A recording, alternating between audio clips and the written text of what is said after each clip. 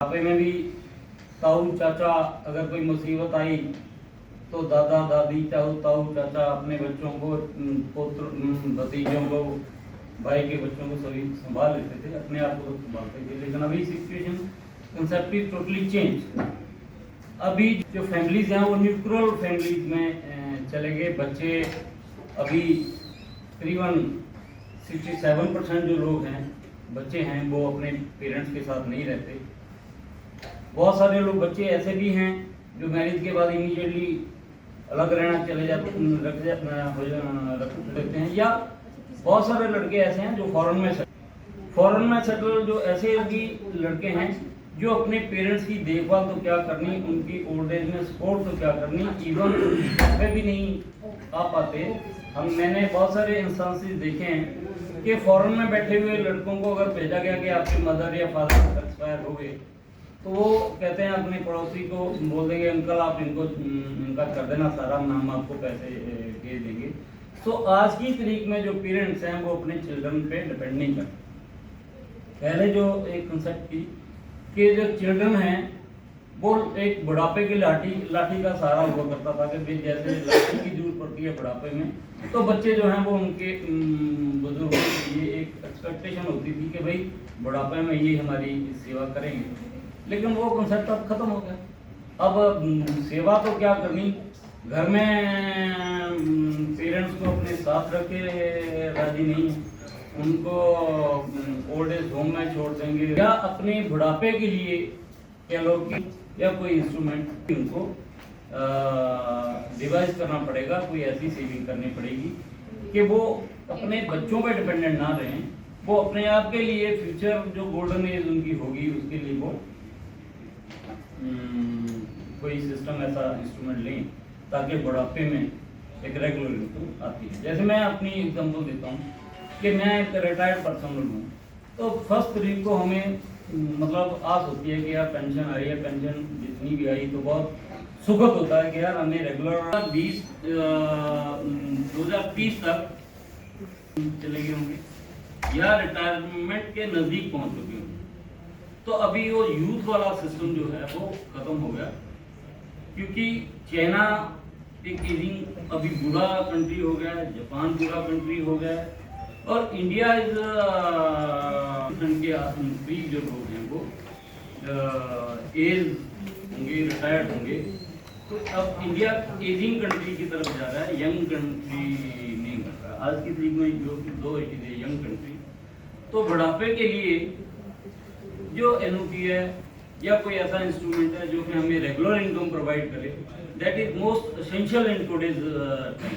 Old time में इतना नहीं इम्पोर्टेंट था, लेकिन आज की तारीख में वो बहुत इम्पोर्टेंट है कि हम अपने बुढ़ापे को सिक्योर करने के लिए कोई ना कोई ऐसा इंस्ट्रूमेंट रखें ताकि हमें अपनी गोल्डन एज में कोई दिक्कत ना हो।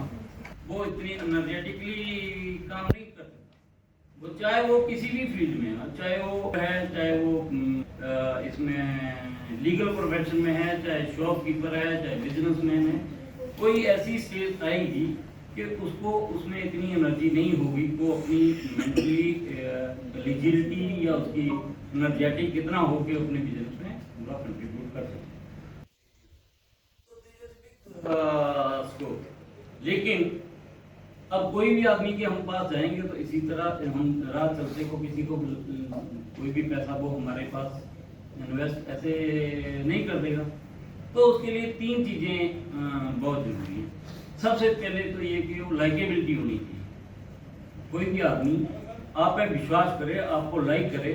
कोई भी अपनी फ्यूचर मनी को किसी रास्ते में जाते जाते आदमी के साथ कोई इन्वेस्टमेंट नहीं करे, उससे आपका कॉन्फिडेंस होना चाहिए कि भाई ये इस आदमी के पास मैं अपना इन्वेस्टमेंट कर रहा हूँ, इसके थ्रू मैं अपनी इन्वेस्टमेंट करता हूँ, तो ये एक बिलीवेबल आदमी है, ये कॉन्फिडेंट आदमी है। तो उसका जो विश्वास जीतने के लिए हमारे पास रिक्वायरमेंट। दूसरा, हमें अपने जो काम है, अपना जो प्रोडक्ट है, अपना जो बिजनेस है, ये बिजनेस इंश्योरेंस का बिजनेस है, ऐसा बिजनेस है जो जीरो इन्वेस्टमेंट पे से शुरू करना पड़ता है, इसमें रिस्क है ही नहीं। लेकिन हम जिसका भी पैसा इन्वेस्ट करवाने जा रहे हैं, जिसके ऊपर हम अप्रोच कर रहे हैं, तो हमें अपने प्रोडक्ट की अपनी पूरी स्किल होनी चाहिए, पूरा नॉलेज होना चाहिए।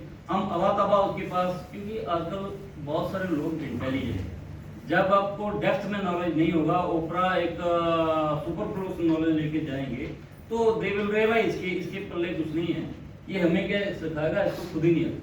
तो जब भी किसी के पास जाएं तो we should have a comprehensive knowledge, in depth knowledge होनी चाहिए, ताकि हम उसको कन्विंस कर पाएंगे। फिर उसके साथ हम अपना कनेक्शन जोड़ पाएं कि best of the best product हम उसको दें। हमें ये भी अपने आप पे इंट्रोस्पेक्ट करना चाहिए कि हम क्या उसको अपनी बात प्रॉपरली इफेक्टिवली समझा पाए।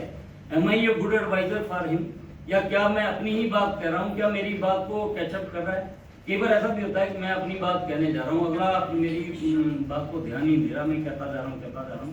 कनेक्टिविटी जो है वो जरूरी है, उसके साथ वो हमें पसंद करे, हमें बिलीव करे, ये जरूरी एक रिक्वायरमेंट है।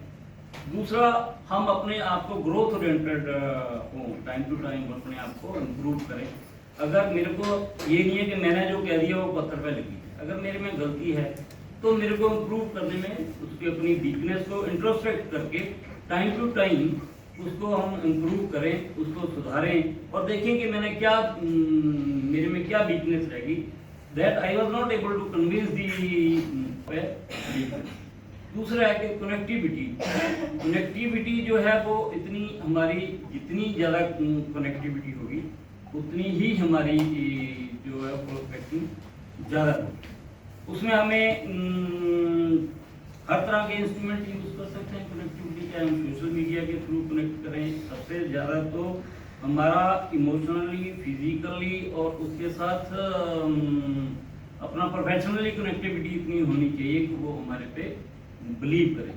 अगर सपोज हम किसी दूसरे बिजनेस में भी काम कर गया है, उसको पूरी तरह फैमिली की नीड क्या है, उसकी जरूरत क्या है, बुढ़ापे के लिए उसने क्या इंस्ट्रूमेंट अपने लिए लिए, सारी बात समझ के उसे हम थोपने की कोशिश ना करें। उसकी नीड एनालिसिस करने के बाद फिर हम उसके असली मुद्दे आएँ।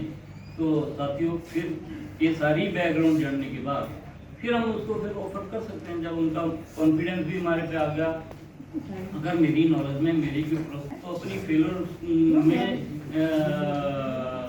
इम्प्रूव करने की कोई दिक्कत नहीं है, कोई शर्म नहीं है इसमें कि अगर मैंने गलती को की है तो उसको मैं सोचूं कि भाई मैं अपने आप को कहाँ मैं फेल हो गया। क्योंकि अब्दुल कलाम आज़ाद ने भी ये कहा था कि फेलर और विनर आर नॉट दोज कि जो ऑलरेडी सदा जीतते ही हैं, विनर आर दो बिजनेस से कभी क्विट नहीं करते। फिर लोग जीतने वाले जो विनर ही सभी, वो परफेक्ट नहीं होते, वो सदा विनर नहीं होते।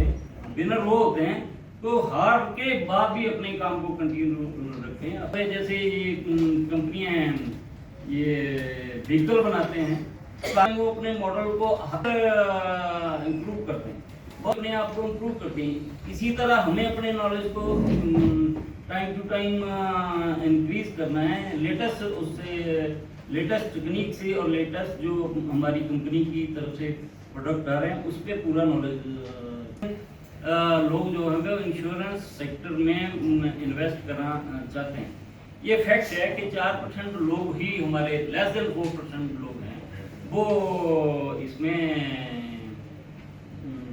इंश्योरेंस में बिलीव करते हैं। हमारे में अवेयरनेस नहीं है, लेकिन हम इसका मतलब दूसरा भी है कि हमारे वो है। अभी एनओटी पे बात हम आते हैं, ये दिस वाज द बैकग्राउंड के how the what is the concept of the NOT. NOT के बाद हमारे पास जैसे मैक्स लाइफ इंश्योरेंस है, हमारे पास सबसे पहले तो एक झिलिप